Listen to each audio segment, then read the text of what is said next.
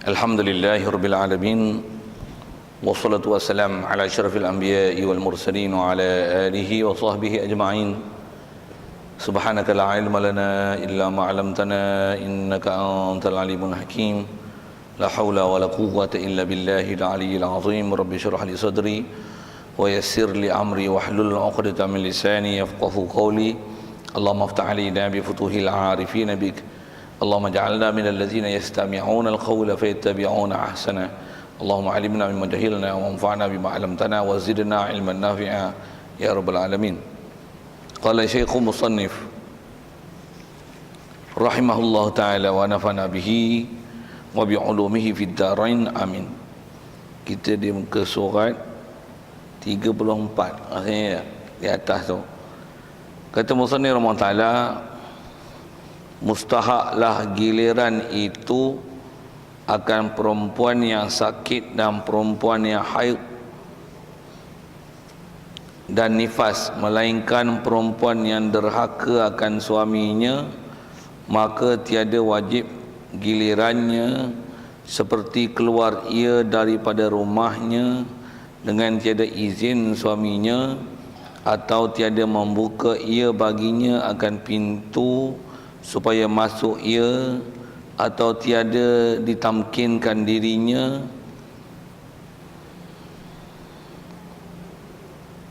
dengan tiada uzur atau memanggil suaminya akan dia, maka istighal dengan hajat dirinya atau meminta ia akan talaq, maka manakala keluar. Hadirin sekalian, pertama sekali syukur terima kasih kita kepada Allah Taala. Syukur kita nikmat hidup masih diberi kita Islam, dan kita dapat Islam sejak pada kecil lagi, dan dilembutkan hati sanubari kita untuk menerima semua ajaran Islam sampai kita boleh taat patuh perintah dia, meninggalkan larangannya, dan dijadikan kita pula sentiasa duk haloba terus untuk belajar faham ajaran-ajaran yang telah dibawa datang oleh Nabi kita Muhammad sallallahu alaihi wasallam, yang kita usaha untuk supaya iman kita, akidah kita betul, amalan kita betul, tepat macam mana yang diperintahkan oleh Allah Ta'ala, macam mana yang diajar, yang diberikan guide dia oleh Nabi kita Muhammad sallallahu alaihi wasallam itu. Syukur banyak-banyak nikmat Tuhan Ta'ala bagi ke kita. Syukur juga kesihatan, kelapangan masa, hidayah, taufik masih dikekalkan. Dengan itu dapat kita hadir untuk meneruskan pengajian kita di pagi ini. Setelah kita tangguh sementara untuk Ramadan yang saya tak dapat hadir, dan insya-Allah kita nak sambung semula lah daripada kitab Muhimmah ni, insya-Allah. Dan kita dalam masjid ni main niat iktikaf sama-sama. Kalau tak niat lagi, apa niatnya saja aku iktikaf dalam masjid ni kerana Allah Taala.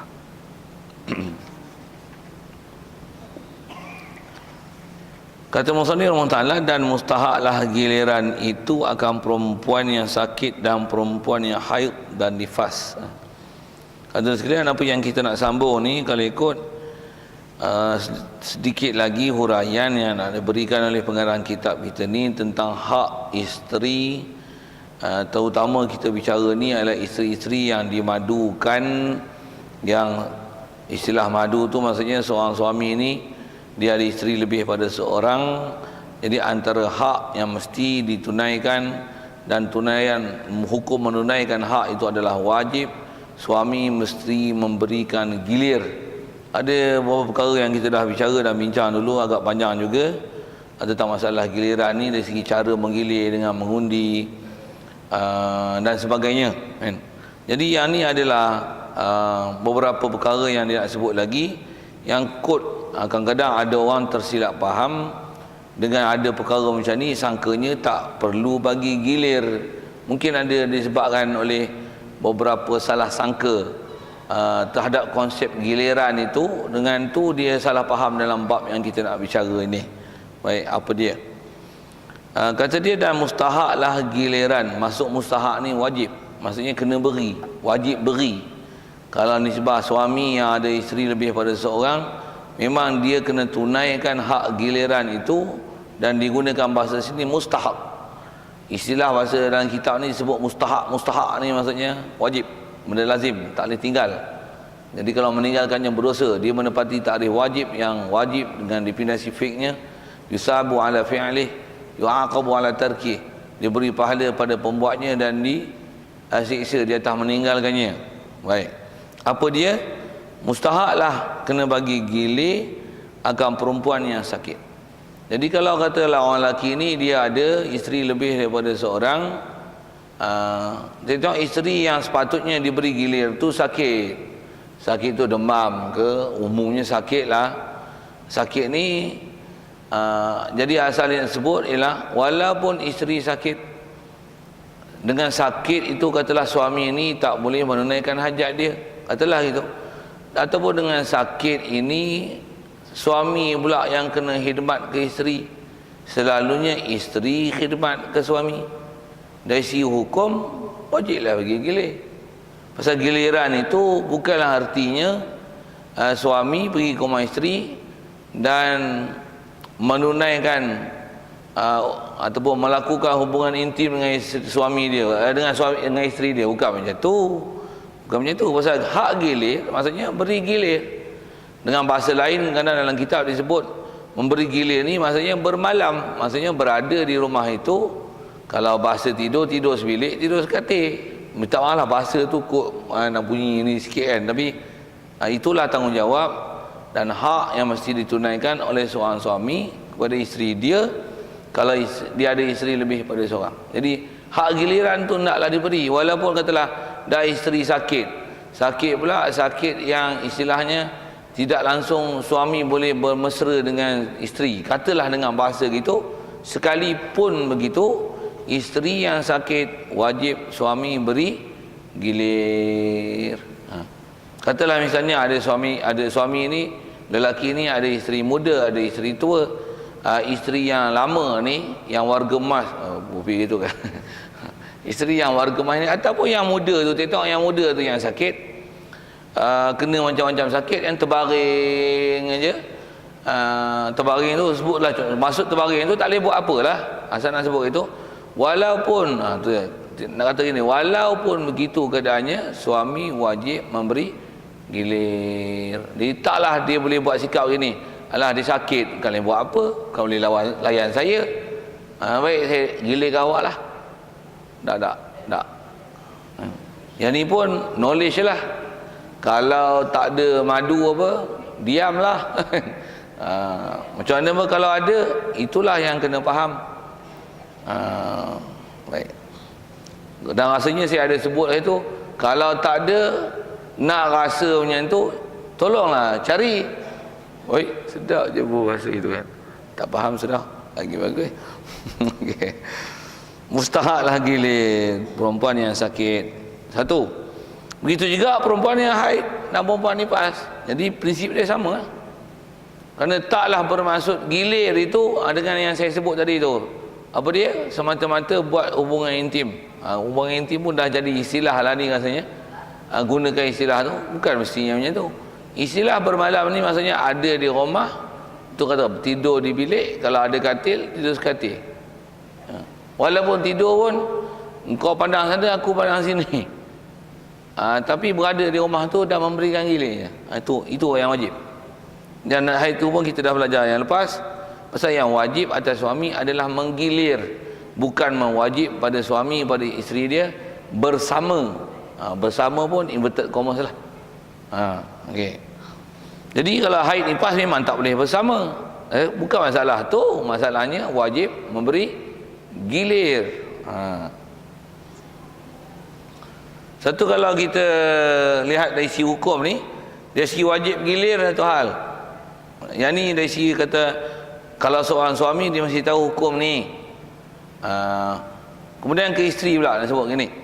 Dari segi hukum memang ini hak isteri yang dia boleh minta supaya suami tetap memberi giliran dia kepada dia. Macam mana pun dia boleh buat sikap gini. Apa dia? Dia sakit, suami ni dia tahulah suami dia macam mana. Dia kata macam ni lah, bang, hari ni hari tak sihat lah,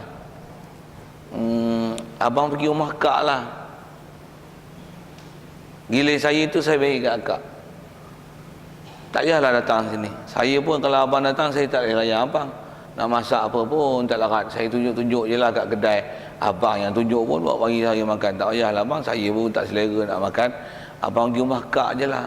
tak payahlah datang rumah saya. Pasal memang hak tu hak dia. Masalah kita nak bicara, bolehkah isteri ini yang memang hak gilir itu hak dia, dia memberikan gilir tu kepada isteri yang lain, kepada madu dia yang lain. Kalau dengan contoh saya bagi perkataan tu, haruslah boleh. Yang kalau kita belajar sejarah, belajar tafsir tentang isteri-isteri Rasulullah, memang ada isteri-isteri Rasulullah ni ada yang umur lebih pada dia lagi.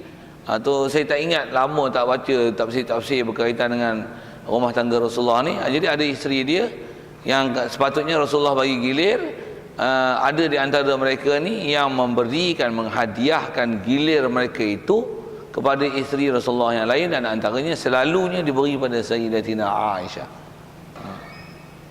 Pasal dia orang tahu dia orang punya status, dan kalau datang Rasulullah pun ada benda yang dia tak boleh memberikan khidmat yang baik pada suami, baik bagi gilir itu ke orang lain dapat manfaat, dan suami pun memang selesa berada di situ, baik bagi. Istilah nak kawai sangat buat apa, kotlah guna bahasa itu kan. Jadi sebut, nak faham tu juga nak sebut apa, isteri, perempuan yang baik, isteri yang baik. Apatah lagi kalau disebut dalam suasana madu ni, dia tak gaduh, istilahnya apa nak sebut, bupi bahasa kawai. Kawai ni bunyi kedah sikit kan. Perak panggil apa, kawai juga. Bolut, jealous, tu bunyi orang putih lah sikit. Pasal kadang-kadang dia jadi perasaan tu. Pasal apa? Dia sakit, bila sihat, dia duduk sana, geli lah saya, dia duduk rumah bini muda, geli pula. Pasal mungkin macam ni kot, dia terbayang apa yang layanan suami ke dia, bila suami ke dia, dia membayangkan suami tu layan pada madu dia apabila berada dengan madu. Tu yang jadi gitu. Faham kot saya sebut apa gitu kan?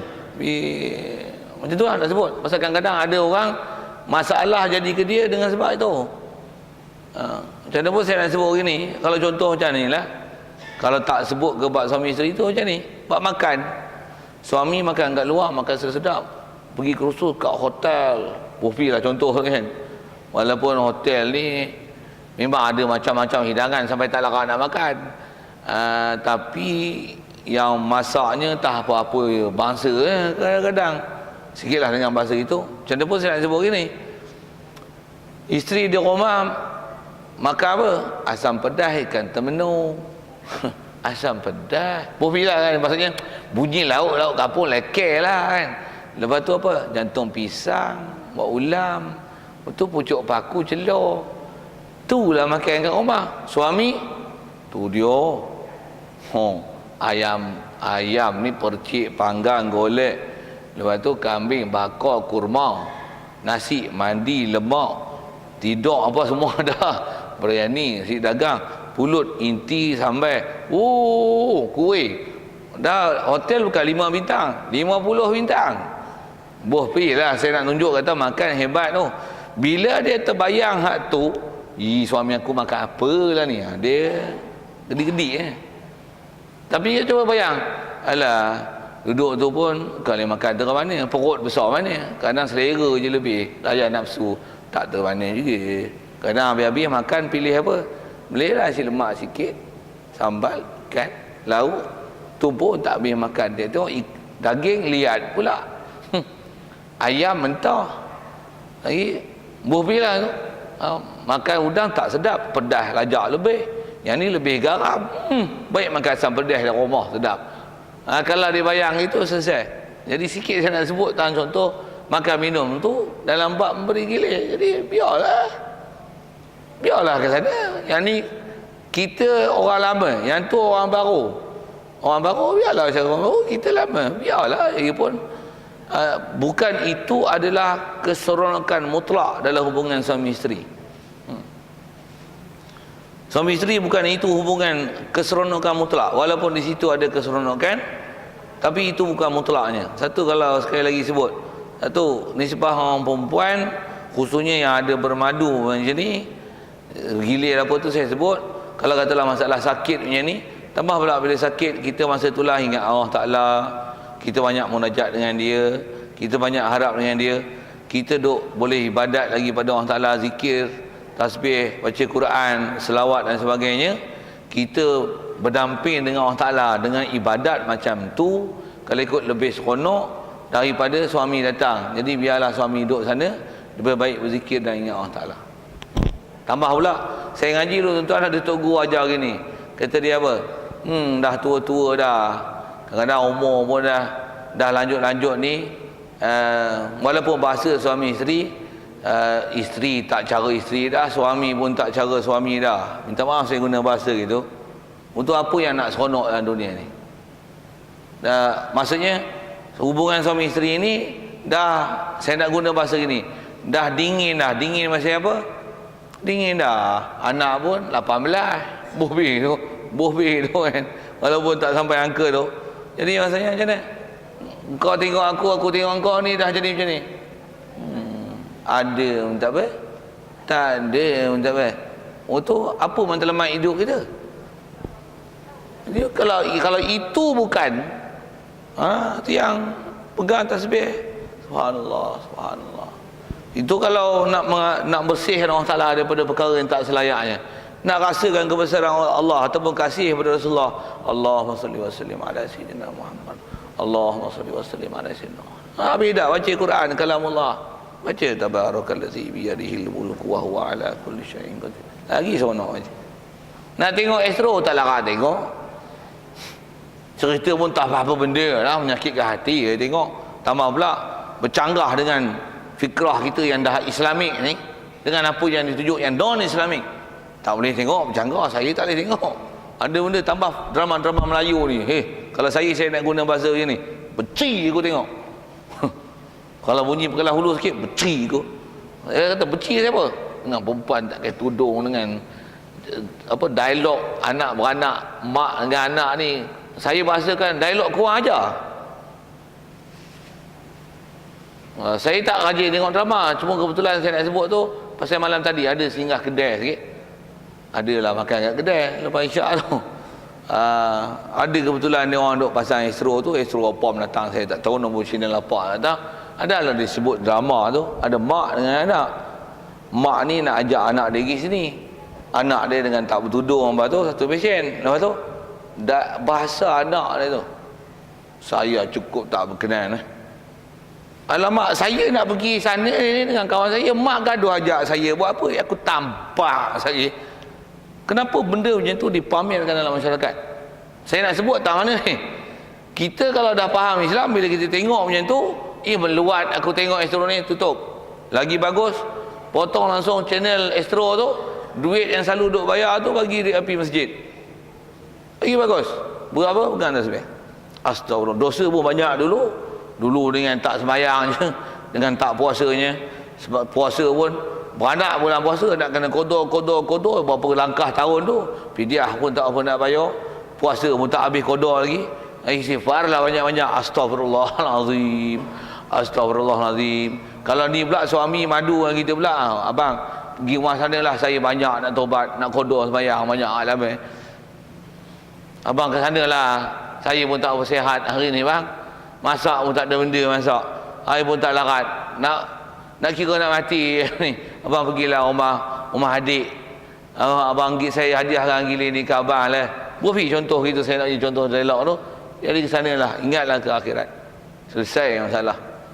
Selalunya yang jadi masalah rumah tangga pasal apa? Pasal kelahi nak bolut. Orang ni nak kawai orang ni nak kawai orang ni.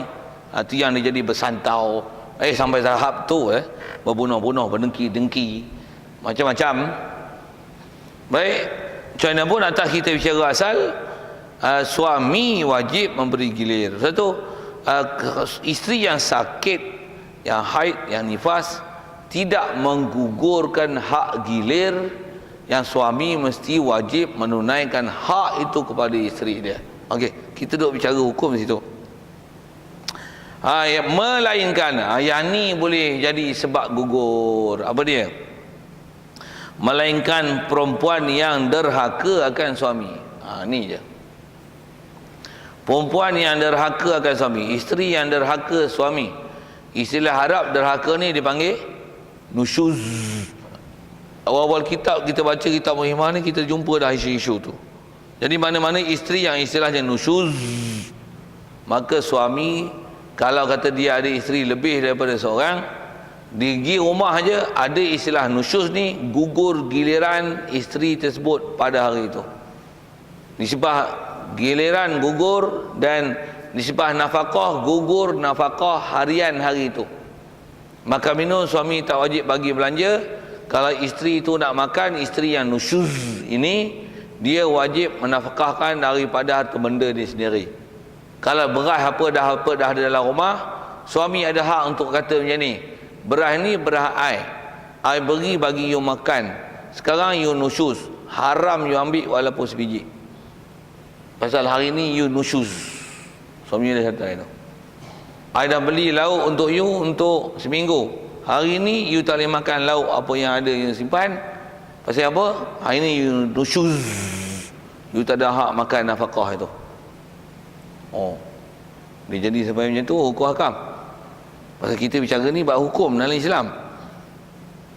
Pasal dia menghilangkan gilir, menggugurkan giliran, hak gilir nisbah nafkah, dia menyebabkan tak dapat nafkah pada hari tersebut.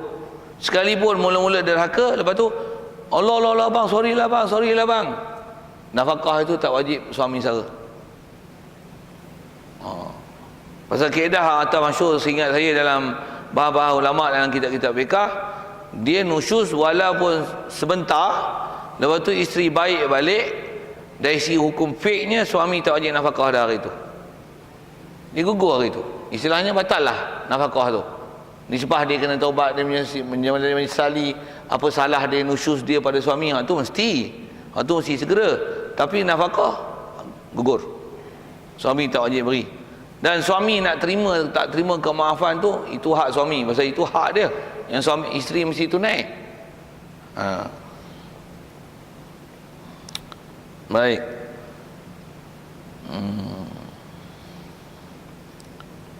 Jadi isteri-isteri yang derhaka nusyuz suami, yang ni saja yang akan menggugurkan gilir.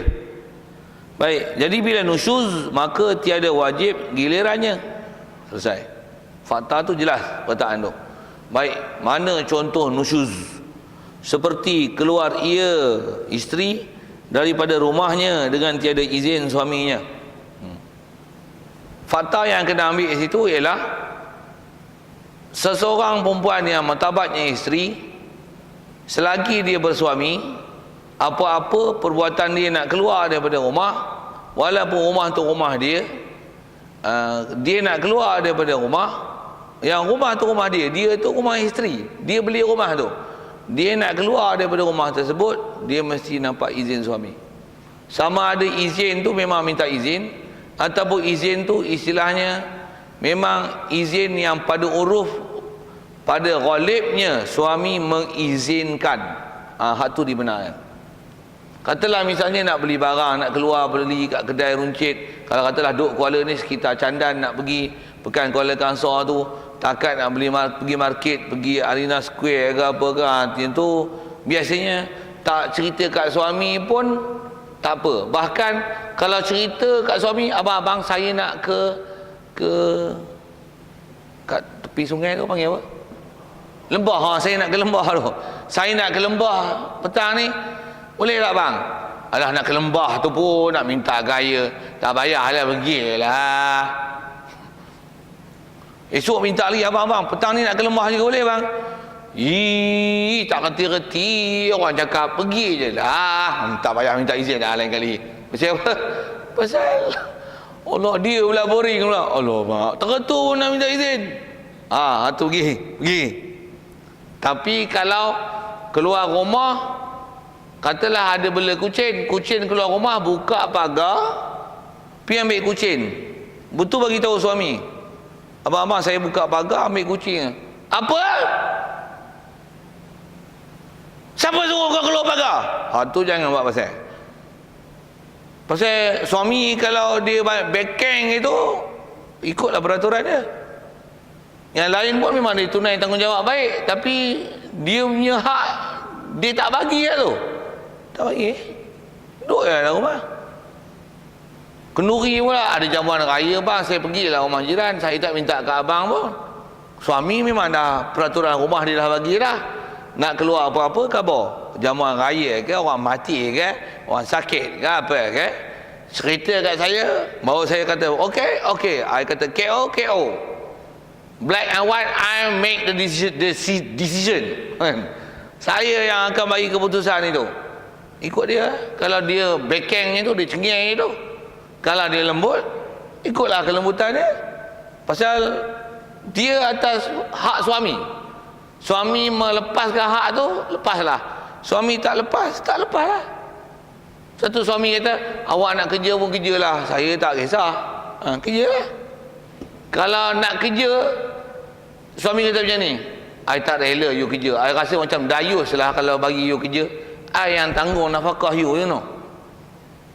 I suami lah, rasa macam tercabar pula kalau bagi you kerja. You tak payah. Agak-agak I baca, sara you cukup tak? Cukup bang, tak ada masalah. Waktu you gaduh nak kerja buat apa? I bagi tak cukup ya? Cukup bang. Kalau cukup, tak payah. Tak payah. Walaupun kita ada karier yang boleh diteruskan dan sebagainya. Hutang ni bang macam mana ni? I bayar. Okey, jalan. Dah dia kata dia boleh tanggung semua, jalanlah. Kalau dia kata, hutang awak tu sendirian berhad. Alamak, hutang kena bayar bang. Nak ambil duit mana bang? Abang pun makan pun suruh duduk mis kena keluar bang. Dia kata okey lah. Okey, jalan. Dia kata KO, tunggu bang kau. Tak usah keluar. Macam mana pun suami ni pun kadang-kadang kena ajar juga dari segi kebijaksanaan memberi izin atau tak beri izin tu kena tahu juga. Kadang-kadang belanja rumah tak cukup. I kata tak usah kerja. Padahal dia pun tak larat nak menyara yang ni kan ada juga suami yang kepala otak sengit macam ni ada juga. Tapi bukan semualah, bukan yang suami yang ibu-ibu sini. Kalau ada pun dia diam sudah lah, tak usah khabar saya. Okey, siap. Asal saya nak sebut ialah tanda haka tu keluar rumah. Jadi mana-mana yang suami bagi izin ataupun dia dah bagi izin siap dah. Kadang suami ni memang dia belajar, dia tahu hukum. Dia kadang-kadang kahwin-kahwin awal-awal lagi dia sebut macam ni. Baiklah, awak keluar rumah macam ni, disiplin rumah macam ni, keluar macam ni. Dia dah khabar awal-awal. Jadi pakai je lah peraturan dia, term and condition yang dia beri tu. Kalau nak keluar lebih pada tahap ni, yang ni you must take my permission. Ask me first. I give you permission, you can go. Kalau no. You ask me first. Even you punya adik-beradik, you punya apa, you punya father and mother pun, I'm your husband now, you know. I'm who make the decision. Okay. Contohlah cakap orang putih pi bodoh-bodoh gitu. Baik. Jadi kalau kata dengan dia derhaka, antara dia bagi contoh ni, keluar rumah dengan tiada izin suami. Okey. Asal kita bicara tentang suami izin tak izin tu, satu hal. Baik, sikit lagi kalau kita sambung bicara ke masalah izin. Kalau katalah suami izin keluar, okey, izin keluar itu dah ada kelulusan daripada suami, yang kalau ikut itu hak suami untuk isteri keluar. Baik, kalau kawasan dekat memang dari segi izin tak ada masalah dan hukum syarak pun tak ada masalah. Tapi kalau sikit nak bahas macam ni, kalau suami izin keluar tapi tempat yang isteri nak pergi yang suami izinkan tu jauh tu sama ada jarak musafir atau tak jarak musafir. Musafir istilah 2 marhalah lah. Walaupun suami izin, keharusan untuk bermusafir lebih pada 2 marhalah, dia ada tambatan syarak sikit situ. Isteri bukan isteri, mana-mana wanita nak keluar bermusafir, keluar daripada qaryah dia, sama ada musafir dekat ataupun jauh, tapi keluar daripada mahallah tempat duduk dia mestilah bersama dia mahram atau suami. Itu hukum syarak. Hal tu tak ada siapa boleh bagi lesen dan melepaskan undang-undang itu melainkan Allah Ta'ala. Dan undang-undang tu memang undang-undang kita, undang-undang syarak. Selalunya bab ni disebut dalam bab haji. Kan katalah suami isteri daftar haji, suami mati, isteri boleh tak pergi haji seorang-seorang? Jawab. Pasal apa? Tak boleh, suami dah mati. Tak ada mahram. Bagus. Tak ada mahram kenapa? Tak boleh bermusafir. Bukan buat maksiat, bukan disko. Pergi haji buat rukun Islam yang kelima.